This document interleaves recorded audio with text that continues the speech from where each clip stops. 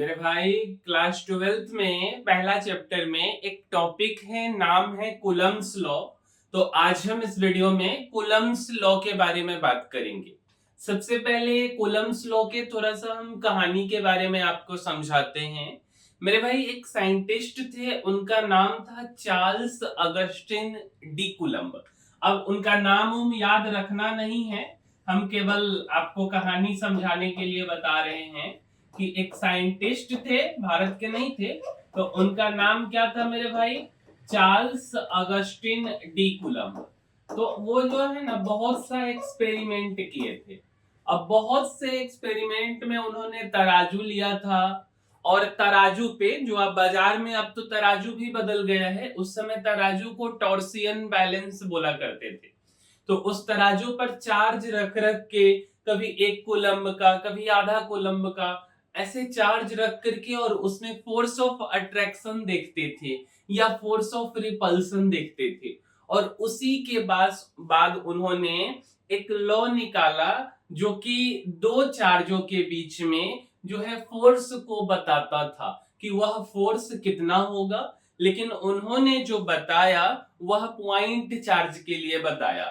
अगर इसी चार्ज को अगर हम लीनियर चार्ज कर दे, मतलब ये वाला जो है ना आपका क्या बोल सकते हैं इसको, रिमोट। तो इस रिमोट पर अगर चार्ज रख दीजिएगा और इस साइड में एक पॉइंट चार्ज रख दीजिएगा तो फोर्स जो है कि अलग तरीके से निकलेगा।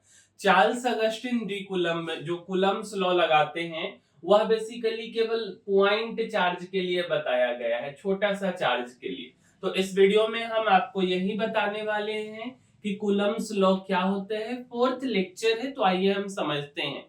लेकिन आपके दिमाग में एक सवाल आया होगा सबसे पहले कि भाई पॉइंट चार्ज क्या होता है। देखिए इस बात को समझिए, हम किसको पॉइंट चार्ज बोलते हैं। मान करके चलिए ना, मान के चलिए थोड़ा सा आप कि ये एक छोटा सा बिंदु है, छोटा सा बिंदु है, ठीक है। और एक छोटा सा बिंदु ये है। अब इसको बिंदु मत मानिए, इसको हम चार्ज मान लेते। लेट अस सपोज हम इसको 1 कूलम्ब का चार्ज मान लेते हैं और इसको भी हम 1 कूलम्ब का चार्ज मान लेते हैं। और ये जो बिंदु है ना, इसको हम एक ऑब्जेक्ट मान लेते हैं। अब ऑब्जेक्ट का नाम हम क्या रख देते हैं? लेट अस सपोज हम बोल देते कि आलू है, और यहां भी हम इस ऑब्जेक्ट को आलू बोल देते। मतलब कि हम बोलना चाह रहे हैं कि एक आलू है, उस आलू पे 1 कूलम्ब का चार्ज है। दूसरा आलू है, उस आलू पे 1 कूलम्ब का चार्ज है। ये जो आलू है ना, इसको हम कहां पे रख देते हैं मेरे भाई? तो पटना में रख देते हैं।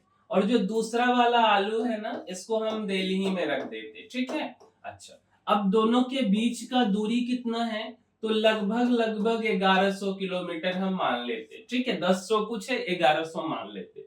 तो बोला जाता है कि दो ऑब्जेक्ट जिस पर चार्ज रखा हुआ है, ठीक है, दो ऑब्जेक्ट जिस पे चार्ज रखा हुआ है, उसका अपना जो डिस्टेंस है ना, उसका अपना जो शेप साइज है, इसका अपना साइज बहुत छोटा है, इसका भी अपना साइज बहुत छोटा है। किसकी तुलना में? दोनों के बीच के दूरी की तुलना में। अब इसका साइज कितना होगा? मान लेते हैं कि आलू का रेडियस कितना होगा। अगर आलू इतना बड़ा रहे तो आलू का रेडियस 1 सेंटीमीटर का। कहाँ 1 सेंटीमीटर? कहाँ इस आलू का भी रेडियस 1 सेंटीमीटर और दूरी 1100 किलोमीटर। तो इसी को हम पॉइंट चार्ज बोलते। अगर आपको डेफिनेशन लिखना है तो आप लिख सकते हैं कि if the linear size of charged bodies, linear size of charged bodies are much smaller than the distance separating them. क्या बोला हमने? कि linear size of charged bodies are much smaller than the distance separating them. तो इस charged body के size को ignore कर दिया जाता है। The size may be ignored and the charged bodies are treated as point charge. तो हम उसी को पॉइंट चार्ज बोलते हैं। अब आपको पॉइंट चार्ज तो समझ आ गया होगा। अब पॉइंट चार्ज के बाद क्या चीज का बात आता है मेरे भाई? कूलम्ब्स लॉ का। तो हमने सबसे पहला सा बात ही आपको बोला कि कूलम्ब्स लॉ एप्लीकेबल है पॉइंट चार्ज के लिए, या छोटे से प्यारे से पिद्दी से चार्ज के लिए, जिसको हम शुभ नाम देते हैं स्मॉल चार्ज। तो इस बात को लिख लीजिए आप कि कूलम्ब्स लॉ एप्लीकेबल है कौन से चार्ज के लिए? तो पॉइंट चार्ज के लिए यहाँ हम उसी को क्या बोलते हैं मेरे भाई, तो उसी को हम छोटा सा चार्ज बोलते हैं। अच्छा, अब थोड़ा सा इस बात को फिगर के फॉर्म में देखिए मेरे भाई, एक छोटा सा प्यारा सा नन्हा सा चार्ज हमने लिया है और इसका नाम है Q2। Q से चार्ज को रिप्रेजेंट करते तो प्लस Q2 चार्ज। दूसरा प्यारा सा नन्हा सा चार्ज हमने लिया है और इसका नाम है Q1। दोनों के बीच का डिस्टेंस r है। अब यहाँ पे r कुछ भी हो सकता है, r 1 किलोमीटर भी हो सकता है, 1000 मीटर भी हो सकता है, 10 सेंटीमीटर भी हो सकता है। r दोनों के बीच का दूरी है। अच्छा, आपने एक प्रॉपर्टी पढ़े थे कि लाइक चार्ज रिपेल करता है और अनलाइक चार्ज अट्रैक्ट करता है। तो आप इस फिगर को देख के बताइए कि एक इधर भी प्लस है और एक इधर भी प्लस है, तो दोनों का नेचर तो लाइक है, सेम कैटेगरी का है, तो रिपल्सन करेगा। इसीलिए जो फोर्स यहाँ पे लगा है वह इधर के डायरेक्शन में लगा है, क्योंकि Q1 पे Q2 वाला बोलेगा कि तुम भागो इधर से, तो फोर्स लगा दिया। इस फोर्स को मेरे भाई आपको ध्यान में रखना है कि आपसे कोई पूछे कि ये कौन सा फोर्स है, अट्रैक्शन फोर्स है कि रिपल्सन फोर्स है, तो आप बोलिएगा कि रिपल्सन फोर्स या फोर्स ऑफ रिपल्सन है। अगर इसके बारे में कोई पूछे तो यह भी क्या होगा, फोर्स ऑफ रिपल्सन ही होगा, या शॉर्ट फॉर्म में आपको लिखना है तो आप रिपल्सन फोर्स लिख दीजिए, दोनों बात एक ही है। अच्छा, उसी तरीके से अगला केस में अगर हम प्लस Q1 के जगह पे यहाँ पे हम माइनस Q1 रख देते और यहाँ पे हम माइनस Q रख देते, तो भी इस कॉन्फ़िगरेशन में कुछ भी नहीं बदलता। मान लो कि ये प्लस Q1 और ये प्लस Q2 नहीं है, उसके जगह पे माइनस Q1 और माइनस Q2 है, तो भी रिपल्सन फोर्स ही लगेगा। अच्छा, अब समझिए, लेटेस्ट सपोज कि हमने एक प्लस रख दिया और हमने एक माइनस रख दिया। जैसे यहाँ पे हमने एक माइनस का Q2 रख दिया और यहाँ पे एक प्लस का Q1 रख दिया। अब तो चार्ज का नेचर बदल गया। अब तो मेरे भाई एक हो गया पॉजिटिव नेचर का और एक हो गया नेगेटिव नेचर का, मतलब एक दूसरे से प्यार करेगा, अट्रैक्शन होगा, है ना। तो अट्रैक्शन होगा तो यहाँ पे जो फोर्स निकल के आएगा, ये प्लस Q1 को बोलेगा माइनस Q2 वाला कि तुम मेरी तरफ आ जाओ, और माइनस Q2 को प्लस Q1 बोलेगा तुम मेरी तरफ आ जाओ। तो मेरी तरफ आने वाले फोर्स को हम क्या बोलते हैं, तो मेरी तरफ आने वाले फोर्स को फोर्स ऑफ अट्रैक्शन, या हम सिंपल भाषा में क्या लिख सकते हैं मेरे भाई, तो अट्रैक्शन फोर्स लिख सकते हैं। इतना बात समझ आ गया, इतना में तो कोई दिक्कत नहीं है। अब आपसे पूछेगा कि ठीक है, फिजिक्स में तो हर जगह पर फोर्स वे होता है, तो यहाँ पे जब हम पढ़ते हैं चार्ज के बारे में, जब हम पढ़ते हैं इलेक्ट्रोस्टैटिक के बारे में, तो इस फोर्स का कुछ तो अलग नाम होता होगा। जैसे कोई एक बच्चा है तो घर का नाम कुछ और होता है, बाहर स्कूल का नाम कुछ और होता है, और दोस्तों के बीच में उसको कुछ और नाम दे दिया जाता है ना। उसी तरीके से फोर्स का भी एक स्पेशल नाम होता है। तो जो F हमने लिखा है, इसको हम या तो इलेक्ट्रोस्टैटिक फोर्स बोल दें या तो हम कूलम्बिक फोर्स बोल दें। तो हमने बोला F equal to coulombic force, या हमने बोला इलेक्ट्रोस्टैटिक फोर्स।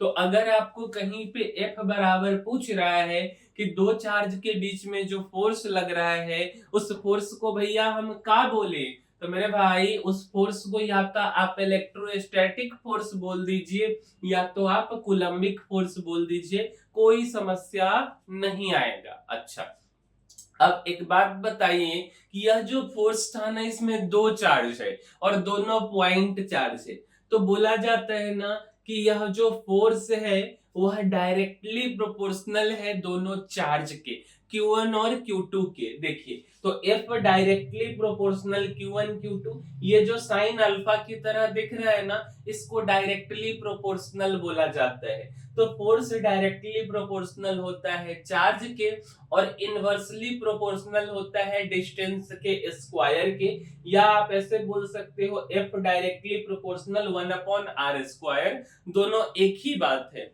तो फोर्स डायरेक्टली प्रोपोर्शनल होता है चार्ज के कूलम्स लॉ में और इनवर्सली प्रोपोर्शनल होता है जो दूरी था दोनों चार्ज के बीच में उसके स्क्वायर के। इतना बात तो समझ आ गया होगा। अब समझिए, अगर हम बोले कि मेरे भाई ऐसा करो ना कि इस दोनों बात को मिला के बताओ ना, तो ये पहला इक्वेशन मान लीजिए और इसको दूसरा मान लीजिए। जब दोनों को मिलाइएगा, क्योंकि आपका जो है लेफ्ट हैंड साइड में फोर्स है और राइट हैंड साइड में क्या है, तो एक साइड में चार्ज है और एक साइड में डिस्टेंस है ना।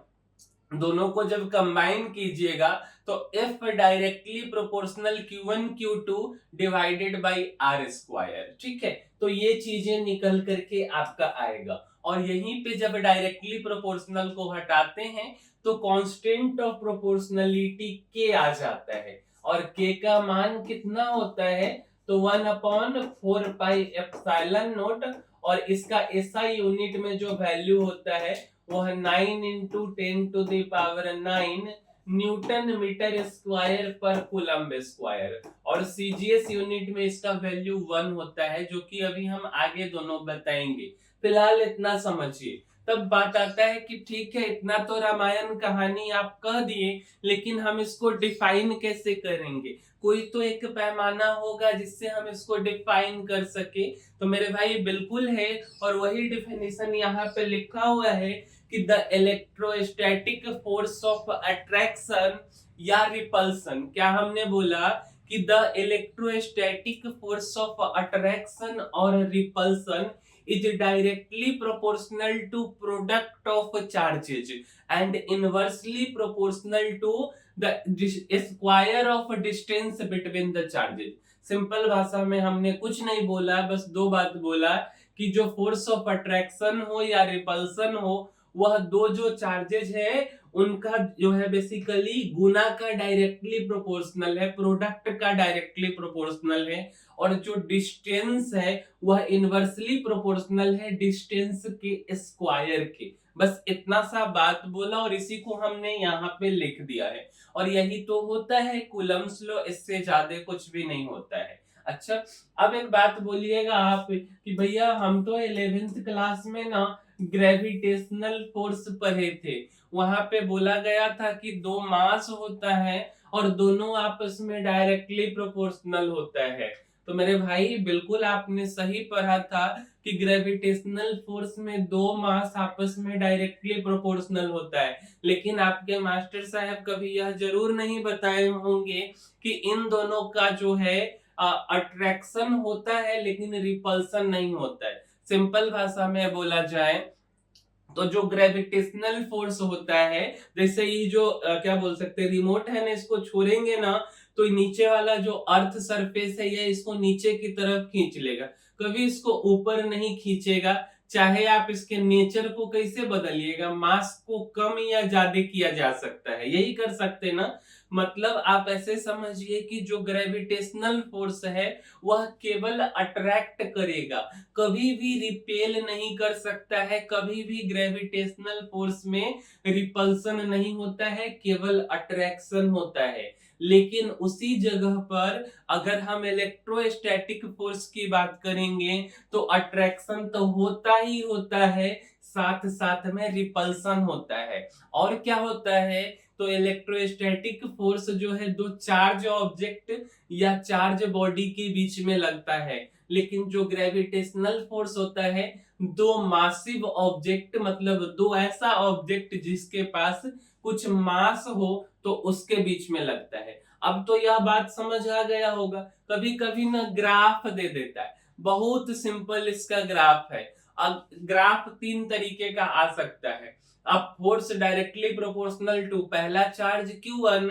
या फोर्स डायरेक्टली प्रोपोर्शनल टू दूसरा चार्ज Q2, या force inversely proportional to square of distance या डिस्टेंस का स्क्वायर। तीन तरीके का ग्राफ हो सकता है, जिसमें पहला सा ग्राफ है मेरे भाई F डायरेक्टली प्रोपोर्शनल Q1। ठीक है, तो जब f डायरेक्टली प्रोपोर्शनल q1, तो हमने x एक्सिस में q1 ले लिया है। आप x में लो y में लो, कोई खास फर्क इससे नहीं पड़ेगा यहाँ पे। और y एक्सिस में हमने फोर्स ले लिया है। तो डायरेक्टली प्रोपोर्शनल के लिए जो ग्राफ बनता है मेरे भाई, इस ग्राफ को ना हम लोग स्ट्रेट लाइन बोलते हैं। कैसा लाइन बोलते हैं? Straight line. तो इसको स्ट्रेट लाइन खींच दिए। अब Q2 के लिए पूछेगा तो सेम ग्राफ स्ट्रेट लाइन। देखिए ना, x एक्सिस में Q2 ले लिए हैं और y एक्सिस में फोर्स ले लिए हैं। दोनों के बीच में जो ग्राफ है वह f डायरेक्टली प्रोपोर्शनल Q2। तो सीधा सा आप ओरिजिन से लेके क्या करना है आपको मेरे भाई, तो एक स्ट्रेट लाइन खींच देना है। अब थोड़ा सा यहाँ ध्यान में रखने के लिए जो अगला ग्राफ आता है f inversely proportional to r square का, इस ग्राफ में थोड़ा सा क्या होता है कि x एक्सिस में हमने r लिया है और y एक्सिस में हमने f लिया है। क्लियर है इतना बात? तो ये ग्राफ जो ऐसे खींच देते हैं। तो इस ग्राफ का नाम क्या है मेरे भाई? तो इस ग्राफ को बोला जाता है रेक्टेंगुलर हाइपरबोला। क्या बोला जाता है मेरे भाई? तो इस ग्राफ को बोला जाता है रेक्टेंगुलर हाइपरबोला। दो चार बार बोलकर पढ़िएगा ना, अपने आप आपको यह बात क्लियर हो जाएगा। इतना तो समझ आ गया। अच्छा, देखिए कुछ चीज हम बार बार लिखे हैं, क्योंकि ना आप जितना लिखेंगे ना तो आपके हाथ का ब्रेन से कनेक्शन होता है, न्यूरल कनेक्शन। तो आपको वह पॉसिबिलिटी है, यह संभावना है याद होने का कि आपको ज्यादा समय तक याद रहेगा। ठीक है, तो हम आपको यही फॉर्मूला बताए थे ना कि f directly proportional q1 q2 upon r square. और जब हम प्रोपोर्शनलिटी कांस्टेंट इसको बोलते हैं, तो जब इसको हटाते हैं तो इसके जगह पे 1 अपॉन 4 पाई एप्सिलॉन नॉट आ जाता है, और इसी को हम शॉर्ट फॉर्म में k बोलते हैं। और ये जो है ना, इसको एप्सिलॉन नॉट पढ़ते हैं। इसको क्या पढ़ते हैं? तो एप्सिलॉन नॉट लिख लीजिए इसको, एप्सिलॉन। ठीक है, और क्या पढ़ते हैं इसको? तो एप्सिलॉन नॉट। क्या इतना बात तो समझ आ गया? अब इसका वैल्यू भी हम आपको बता दिए थे, है ना। तो ये जो 1 अपॉन 4 पाई एप्सिलॉन नॉट है, इसको प्रोपोर्शनलिटी कांस्टेंट बोल लीजिए, या आप कांस्टेंट ऑफ प्रोपोर्शनलिटी बोल लीजिए। बात एक ही है, जो कि k के बराबर होता है। इसका वैल्यू क्या होता है? न्यूमेरिकल वैल्यू भी कुछ होता होगा ना? बिल्कुल होता है। अभी बताए थे कि 9 into 10 to the power 9 newton metre square पर कूलम्ब स्क्वायर। तो हमने वही लिखा कि 1 अपॉन 4 पाई एप्सिलॉन नॉट बराबर 9 गुने 10 के पावर 9 न्यूटन मीटर स्क्वायर पर कूलम्ब स्क्वायर। अब आप बोलेंगे कि भाई यह क्या है? तो मेरे भाई यही तो ऐसा यूनिट है। तो अगर आपसे कोई पूछे कि के का ऐसा यूनिट क्या होता है, तो के का ऐसा यूनिट न्यूटन मीटर स्क्वायर पर कूलम्ब स्क्वायर है। दूसरा बात आपसे कोई पूछ सकता है कि के का सीजीएस यूनिट कुछ होता है, तो मेरे भाई के सीजीएस यूनिट में 1 के बराबर होता है। तो ध्यान रखिएगा कि 1 अपॉन 4 पाई एप्सिलॉन नॉट कोई बोले या के बोले, सीजीएस यूनिट में उसका वैल्यू 1 होगा। अच्छा, इतना बात तो समझ आ गया। अब यूनिट आपको हमने बता दिया कि 1 upon 4 pi epsilon naught newton metre square पर कूलम्ब स्क्वायर। अब आपसे कोई डायमेंशन भी तो पूछ सकता है। तो न्यूटन किसका होता है? तो न्यूटन का मतलब कि फोर्स। तो फोर्स का क्या होता है? तो फोर्स का होता है ml t माइनस के 2 मीटर स्क्वायर। मीटर एक प्रकार का लेंथ है, तो यहाँ पे हम लेंथ का स्क्वायर बोल देंगे। और कूलम्ब का हम आपको पहला या दूसरा लेक्चर में बताए थे a और t। यहाँ पे कूलम्ब स्क्वायर है, तो क्या लिखेंगे? a स्क्वायर और t स्क्वायर। इतना बात तो समझ आ गया। अब जब आप इसको सोल्व कीजिएगा तो ये t की पावर 2 और t की पावर -2। ठीक है, यहाँ से क्या हो जाएगा आपका? ये कटेगा नहीं, ये माइनस, ये 2 जो है ना प्लस का जब ऊपर जाएगा तो माइनस हो जाएगा। तो t की पावर क्या हो जाएगा? माइनस का 4। ये वाला l और ये l का स्क्वायर क्या बन जाएगा? तो l क्यूब। तो ऊपर में हो जाएगा m l क्यूब, क्या हो जाएगा मेरे भाई? तो m हो जाएगा l क्यूब हो जाएगा t की पावर -4 और a की पावर 2 ऊपर जाके a की पावर -2। तो यही बात हमने लिखा है m l क्यूब t की पावर -4 और a की पावर -2। तो इसको एक दो बार सोल्व कीजिएगा, कॉपी में हो जाएगा। अब आपके दिमाग में एक डाउट आया होगा कि ये जो इप्सिलॉन नोट है ना, उसका भी कुछ वैल्यू होता है। मेरा भाई बिल्कुल होता है। इप्सिलॉन नोट का वैल्यू होता है 8.854 इंटू 10⁻⁻12। तो इप्सिलॉन नोट को सबसे पहले क्या बोलते हैं? तो इप्सिलॉन नोट को बोला जाता है परमिटिविटी ऑफ फ्री स्पेस। क्या बोला जाता है? Permittivity of free space. ठीक है। अच्छा, तो इसका वैल्यू हमने बताया 8.854 into 10⁻⁻12 coulomb square upon newton metre square. ठीक है, coulomb square upon newton metre square. इसका भी डायमेंशन जब आप निकालिएगा तो m-1 l-3 t की पावर जो है 4 और a स्क्वायर। कुछ नहीं करना है, कूलम्ब स्क्वायर के जगह पे क्या लिख देना है? a square t square. Newton के जगह पे क्या लिख देना? mlt-2 और मीटर स्क्वायर के जगह पे l स्क्वायर। तो बस इसी को सॉल्व किए तो m की पावर क्या हो जाएगा? -1। l की पावर क्या हो जाएगा? तो 2 और 1 3 और 3 ऊपर जाके -3, t की पावर -2 तो ऊपर जाके प्लस का -2 तो प्लस का 2 और ये वाला 2 तो प्लस का 4 हो जाएगा।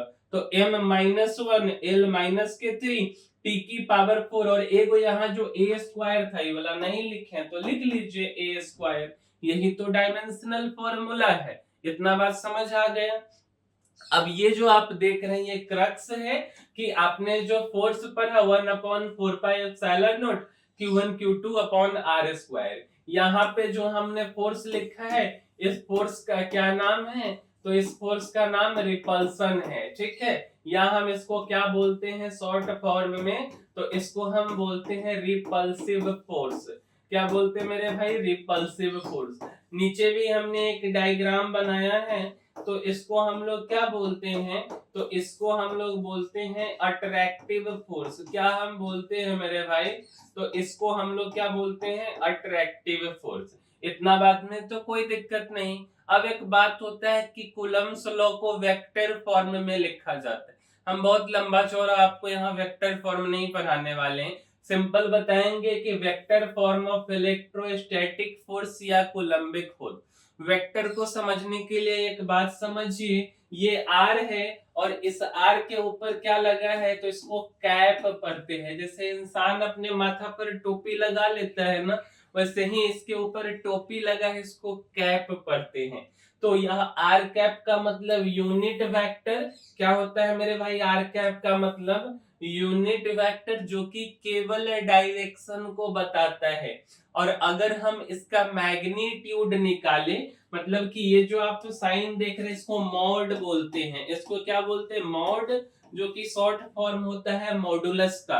तो आर कैप का मैग्नीट्यूड 1 होता है। और आर कैप को केवल कैसे लिख सकते हैं? तो vector R divided by R. बस इतना बात ही आपको ध्यान में रखना है। तो हमने फोर्स बोला 1/4πε0 Q1 Q2 upon R square, लेकिन यह एक वेक्टर फोर्स वेक्टर क्वांटिटी होता है। तो अगर हम इसको वेक्टर में बदलेंगे तो 1/4πε0 Q1 Q2 upon R square, यहाँ पे फोर्स पे एरो लगाए हैं तो यहाँ पे डायरेक्शन देने के लिए R कैप। और हमने बोला R कैप को आप क्या लिखते हैं? तो vector R divided by R।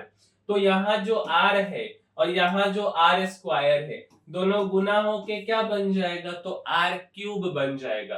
तो वेक्टर F बराबर 1/4πε0 Q1 Q2 divided by R cube. और ये जो वेक्टर R बच गया इसको यहाँ पे लिख दीजिए। तो वेक्टर फॉर्म में कूलम्ब्स लॉ यही होता है, इससे ज्यादा कुछ भी नहीं होता है। उम्मीद करते हैं कि आपको यह वीडियो जिसमें हम कूलम्ब्स लॉ समझाने का कोशिश किए हैं समझ आ गया होगा। और अगर आपको समझ आया है, अगर आपको लगता है कि हमारा वीडियो अच्छा है, कुछ आप सीखे हैं, तो इस वीडियो को लाइक जरूर कीजिएगा साथ साथ अपने मित्रों के पास शेयर भी कीजिए और इस चैनल को सब्सक्राइब कीजिए। मिलेंगे हम किसी अगले वीडियो में। इस वीडियो में इतना ही। तब तक के लिए धन्यवाद मेरे भाई।